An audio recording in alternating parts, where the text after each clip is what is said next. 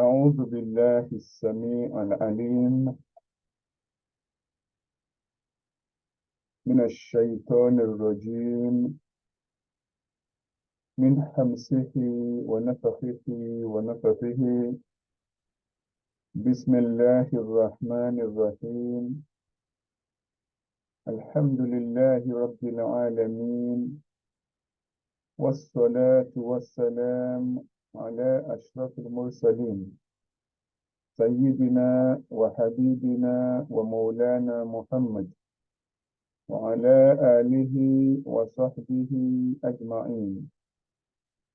رب اشرح لي صدري ويسر لي أمري واحلل عقدة من لساني يفقه قولي.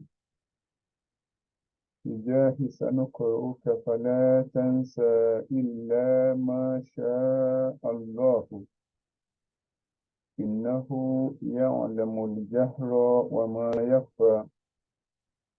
يا معلم آدم علمنا، ويا مفهم سليمان فهمنا. يا معلم آدم علمنا، ويا مفهم سليمان فهمنا. يا معلم آدم علمنا، ويا مفهم سليمان فهمنا. بكرامة وعلمك ما لم تكن تعلم، وكان فضل الله عليك عظيما. الحمد لله. آمين. الحمد لله رب العالمين. All praises, thankfulness, appreciations, adorations are due to the one and only Allah subhanahu wa ta'ala, the master, the guide, the protector, the sustainer of the old cosmological effects. We asked him to further shower his mercies and blessings in abundance upon the Holy Prophet sallallahu alaihi wasallam, the noble of the nobles, the most respected of the most respected, the highest of the highest, the purest from the purest, and his households, his companions, and his followers until ourselves and until the day of reckoning. Amen. Our fellow seekers of the truth and listeners and viewers, wherever you are and whenever you are seeing this, we welcome ourselves again to this, to the continuation of our treatment on AtaiLlahi Al-Sakandari. We open the session by greeting ourselves in the best forms of greetings. Assalamu alaikum wa rahmatullahi wa barakatuhu. May the peace and blessings and barakah of Allah be bestowed on every one of us. Today is the 19th of Ramadan, 1444, after the hijrah of the noble Prophet sallallahu alaihi wasallam from Makkah to Medina, equivalent to the 10th of April, year 2023 CE. We are treating, inshallah, today, Aphorism number 17 out of the 246 spiritual Sufi aphorisms of AtaiLlahi Al-Sakandari. As we mentioned in the earlier stanzas, that all the aphorisms are closely connected and related to each other. So the present is the further clarification of the previous, and as well it is an introduction, an eye-opener, icebreaker for the succeeding one. So by so saying, so this aphorism number 7 further clarifies the previous aphorism number 16, and it opens the discussion for the next aphorism number 18. Although it may be short, but the value that it carries is weightier. We are going to read the aphorism as usual, and we will see whether there is any word or term that requires attention. Then we move to translation, then conceptual message that is bearing, and then we move to the interpretation by Sheikh Abdul Majid Ash-Sharnubi, radiyallahu anhu. The aphorism reads thus: ما ترك من الجهل شيئا من أراد أن يحدث في الوقت غير ما أظهره الله فيه.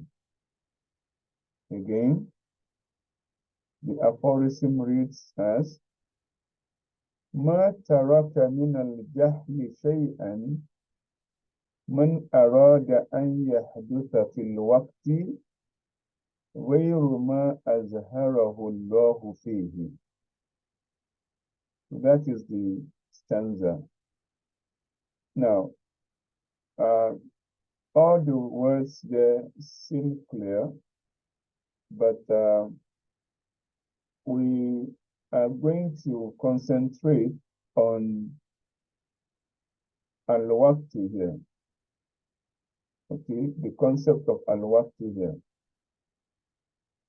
Now, fil waqti,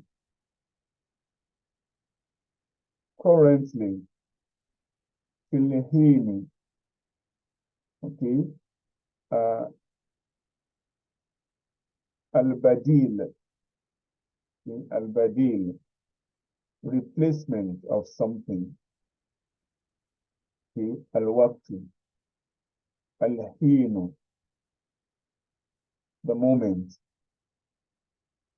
okay, azharahu Allahu, yani qadahu Allahu, azharahu Allahu, bimana qadahu Allahu.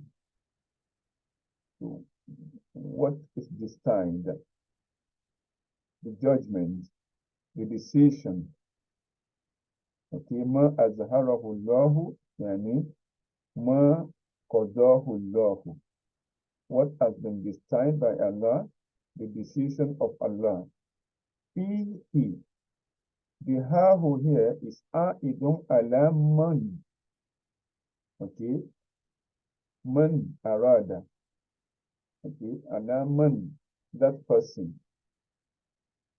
Okay, so the person wants the replacement of the judgment that has been passed on to him by Allah.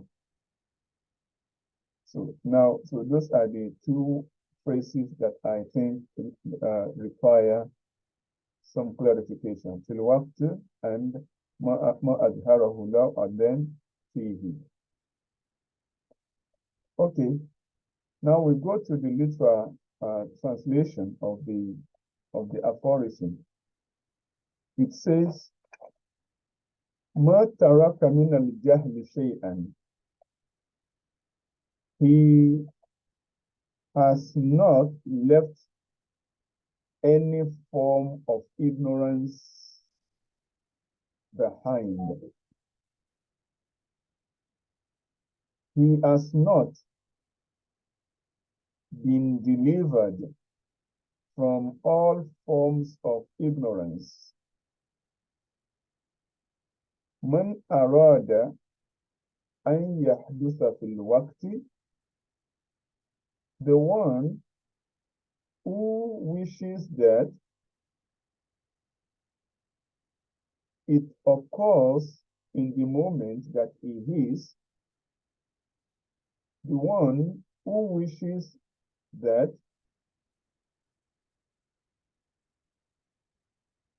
the opposite of what is happening in the moment that he is happens.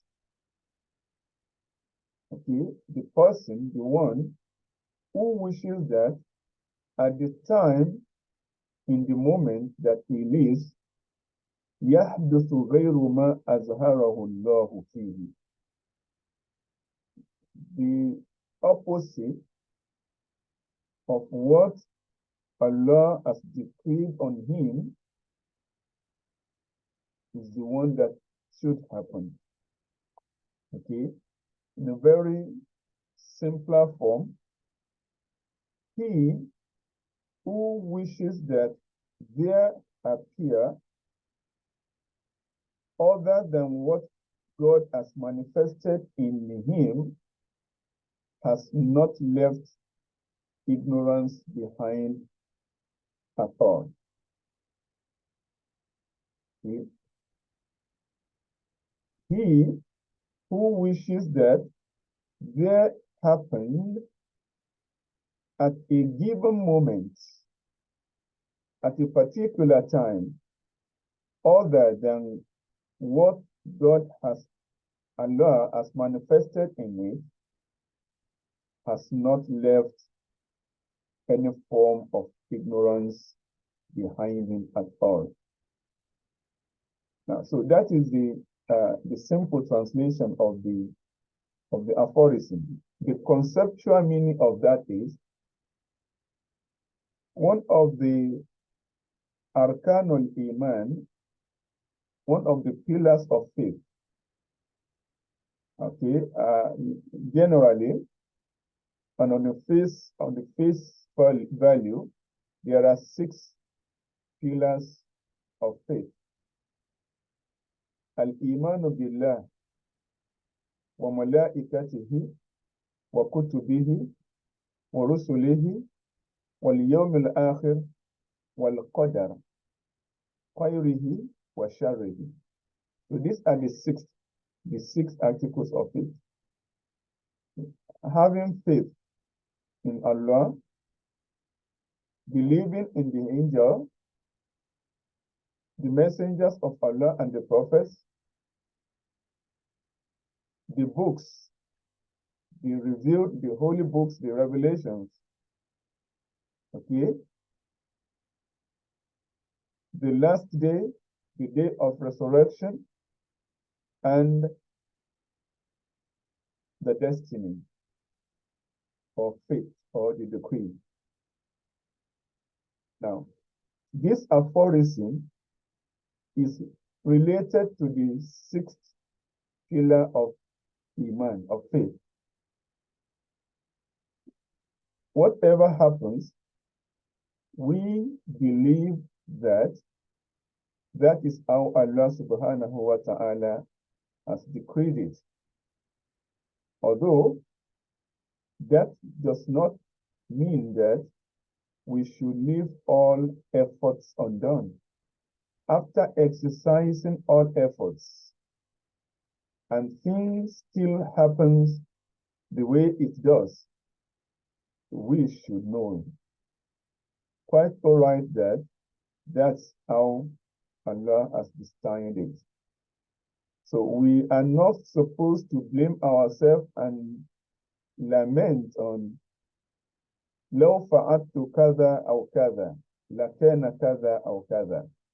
So if I had done so or such, it could have been such or such. And the fact that you didn't do such and such, so means that what happened could not have happened otherwise. That is just the conceptual meaning here. Al-Iman bil-Qadar. accepting faith and the decree of Allah subhanahu wa ta'ala.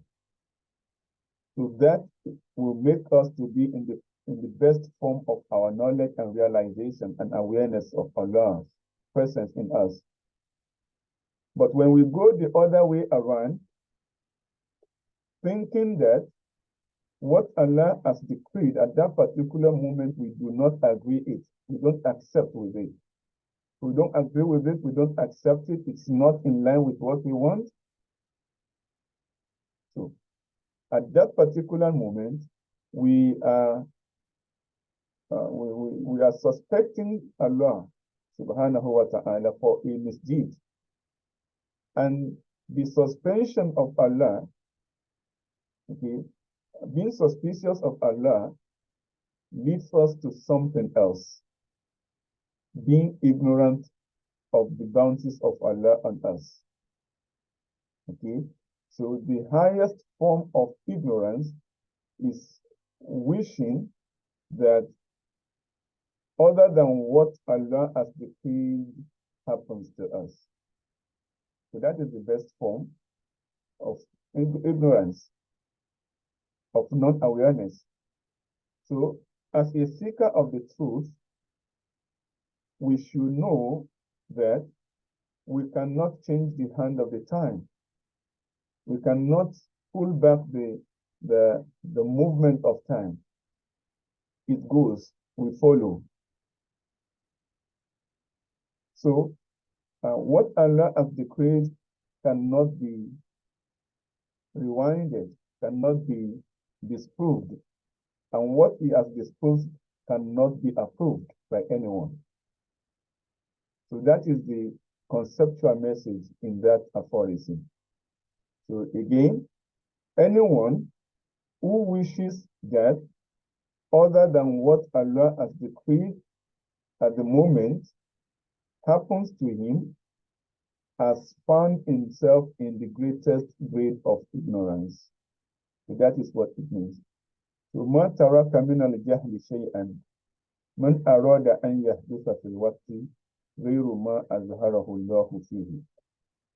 Okay, so he has not been saved from any form of ignorance. Okay, he has not left any form of ignorance behind him. The person who wishes against the wish of Allah, who desires against the desire of Allah, who rebels against the decree and judgment of Allah, either on him immediately or its immediate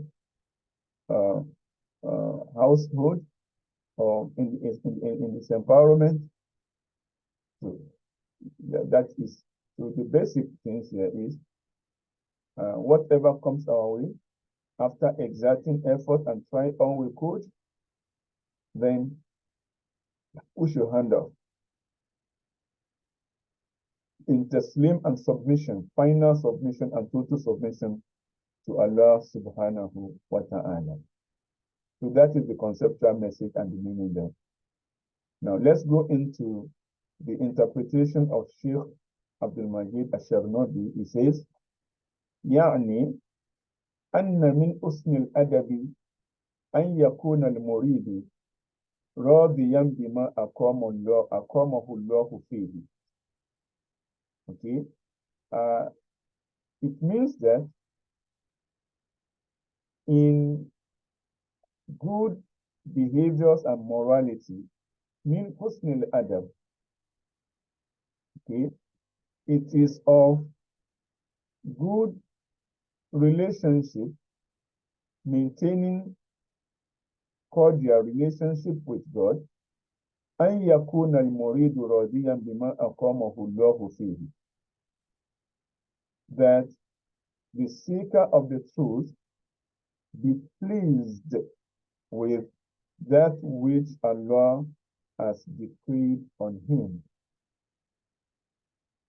Okay, it is of good adab, training, education, background, behavior, morality, conduct that a seeker of the truth be pleased with that which Allah has decreed on him. كما قال بعض العارفين. We have this example in one of the gnosis, one of the Arifin of Allah. So the